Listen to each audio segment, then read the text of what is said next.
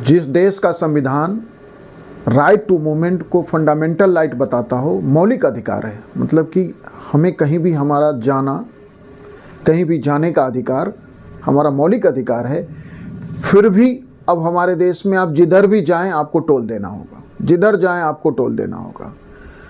भारत में यदि 23-24 में देखें तो 64,800 करोड़ का जो है टोल कलेक्शन हुआ है, मतलब एवरेज पर डे 147.31 करोड़, जो पिछले साल मतलब कि 22-23 की तुलना में 35% अधिक है। और सरकार द्वारा जो अनुमानित था 55,000 करोड़, उसको पार करके 64,816 करोड़ का टोल कलेक्शन हुआ। मतलब पिछले 5 वर्षों में टोल कलेक्शन 2.6 टाइम्स बढ़ चुका है हमारे देश में। 24-25 में सरकार का अनुमान है 70,000 करोड़ का टोल कलेक्शन, माने पर डे 150 करोड़ से अधिक का टोल कलेक्शन। और जनवरी तक के आंकड़े अभी नहीं आए हैं, लेकिन अभी जनवरी, फरवरी, मार्च 3 महीना अभी इस फाइनेंशियल ईयर में बच रहा है, तो सरकार का जो इस 70,000 करोड़ का अनुमान है उसको क्रॉस कर जाएगा। और यह टोल कलेक्शन 2029-30 तक जो है 1,30,000 करोड़ रुपया का अनुमानित है कि पहुंच जाएगा। भारत में कुल जो अभी अगर हम देखें तो नेशनल हाईवे पे 983 टोल प्लाजा हैं, और देश में टोल वाली जो सड़कों की कुल लंबाई है वो 30 नवंबर 2023 को 45,428 किलोमीटर था, जबकि कुल जो नेशनल हाईवे है वो 1,46,145 किलोमीटर से 45,428 किलोमीटर टोल रोड हो चुका है। ये टोल रोड 2020 में मतलब 1920 में 29,666 किलोमीटर था, जो अब बढ़ के 45,428 किलोमीटर हो चुका है नेशनल हाईवे, जबकि आपके देश में कुल 1,46,145 किलोमीटर, मतलब आप जिधर चले आपको टोल देना है। 8 करोड़ से ज़्यादा फास्टैग जारी किए जा चुके हैं, और वर्तमान में फास्टैग यूजर्स जो हैं 98.9% जो शुल्क कलेक्शन हो रहा है, जो टोल कलेक्शन हो रहा है, वो फास्टैग के माध्यम से हो रहा है। तो लगातार जो टोल में वृद्धि है, लगातार सरकार का टोल कलेक्शन बढ़ता जा रहा है। उसका कारण क्या है कि फास्टैग, उसमें एक सबसे बड़ा कारण है यातायात में लगातार वृद्धि, और हर साल हम देखते हैं लाखों व्हीकल हमारे देश में नए सड़कों पे जुड़ जाते हैं। शुल्क दरों में भी ऑलमोस्ट हर साल अप्रैल में संशोधन हो जाता है। टोल योग्य नई सड़कों की लंबाई भी बढ़ रही है, लगातार नई सड़कें बनाई जा रही है। ये जो फास्टैग है, जो 15 फरवरी 2021 से अनिवार्य कर दिया गया, सिर्फ जो है पिछले 3 वर्षों में आज जो सरकार का टोटल टोल कलेक्शन है उसका 98.9% मतलब अप्रॉक्स 100% समझिए कि फास्टैग यूजर हो चुके हैं। फास्टैग में एक कंडीशन है कि जो भी फास्टैग वाले टोल बूथ हैं, यदि आप वहाँ जो है बिना फास्टैग के आप जाते हैं तो आपको जो टोल होगा उससे दुगना दिया जाएगा। ये जो दुगना की वसूली है, इसने लोगों को मजबूर कर दिया कि ज़्यादा से ज़्यादा लोग फास्ट लोग हैं, और लगभग जो है 98.9% हम फास्टैग यूजर्स बना चुके हैं।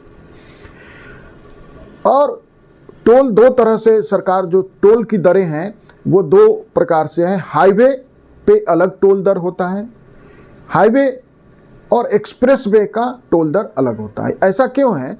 क्योंकि हाईवे और एक्सप्रेसवे में अंतर है। हाईवे जो है 2 से 4 लेन का है, हाईवे में कहीं भी कट हो सकता है। हाईवे जो है कंट्रोल्ड एक्सिस नहीं होता कि आप उसमें हाईवे में कहीं भी बाहर निकल सकते हैं और एंट्री कर सकते हैं। वही एक्सप्रेसवे, क्योंकि यह ऊंचाई पर बनाया जाता है, हाइट पे बनाने के कारण इसमें एंट्री भी कंट्रोल्ड है और एग्जिट भी कंट्रोल है। मतलब आप कहाँ से इस एक्सप्रेसवे पे एंट्री कर सकते हैं और कहाँ से एग्जिट कर सकते हैं, ये जो है कंट्रोल्ड होता है। इसीलिए हाईवे पे जो व्हीकल्स का स्पीड है वो 100 किलोमीटर मैक्सिमम रखा गया, 80 to 100।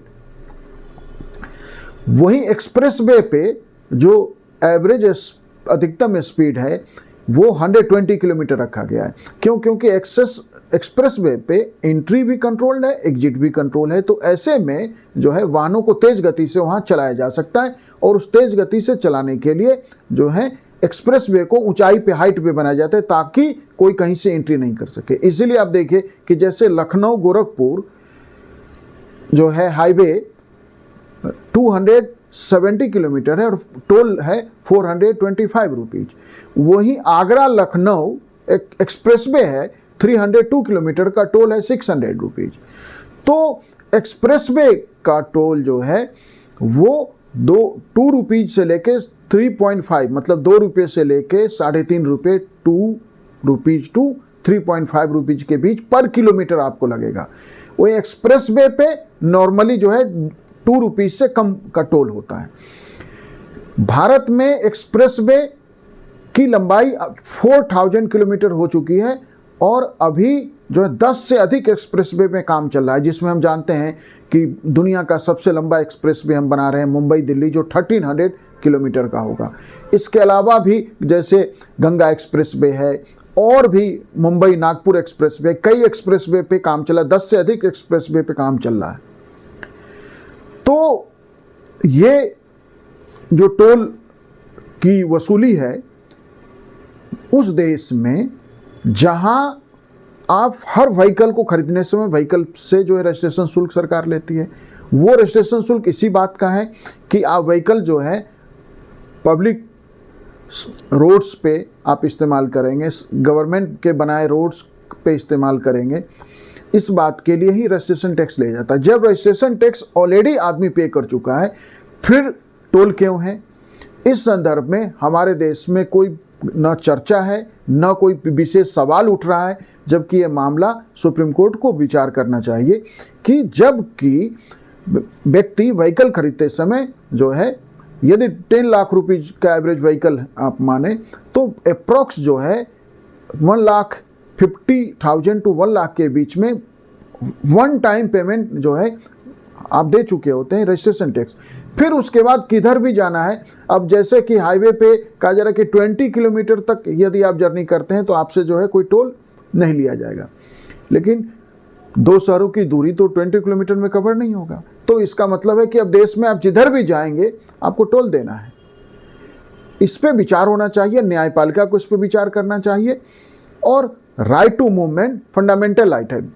अब एक सवाल है कि जैसे मैं टोल नहीं देना चाहूँ, मैं सामान्य सड़क से जाना चाहता हूँ, तो जैसे मेरठ से किसी को जो है मुजफ्फरनगर जाना है, तो एक ही रोड है जो मेन हाईवे था, उसी को टोल लगा दिया गया।